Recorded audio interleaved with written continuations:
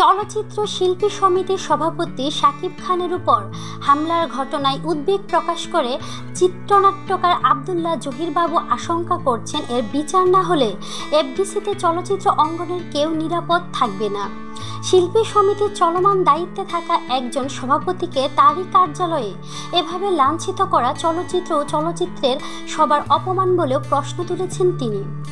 গত মে শিল্পী সমিতির নির্বাচনে ভোট গণনার সময় কারচুপির গুঞ্জন শুনে সেখানে গিয়েছিলেন শাকিব, কিন্তু কিছু লোক তার উপর হামলার চেষ্টা করলে তিনি সেখান থেকে দ্রুত চলে যান।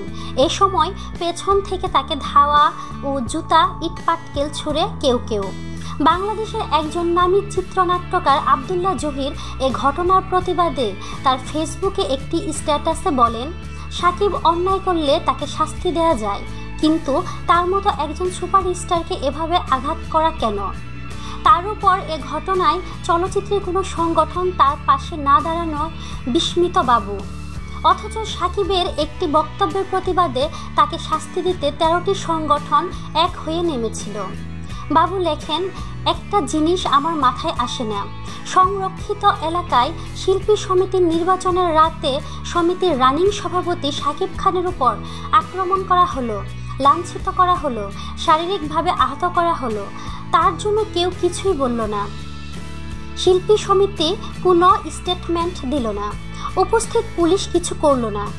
বেকার শব্দটার অবৈধ ব্যবহারের জন্য 13 সমিতি এক হলাম আমরা শাকিব খানের বিরুদ্ধে, অথচ আমাদের সুপারস্টারের গায়ে হাত দেওয়ার জন্য কেউ কোনো স্টেটমেন্ট দিতে পারল না, তার পাশে দাঁড়াতে পারলাম না, কোনো পদক্ষেপ নিতে পারলাম না আক্রমণকারীদের বিরুদ্ধে। সমস্যা কোথায়? তিনি আরও লেখেন, আমি কি ধরে নেব যে এফডিসিতে একজন সুপারস্টারের গায়ে হাত দেয়া তাহলে বৈধ? শাকিব খান অনেক পরিচালকের মেধা ও চিন্তা চেতনার উপর ভর করে আজ সুপারস্টার হয়েছেন। তার অপমান কি চলচ্চিত্রের অপমান নয়?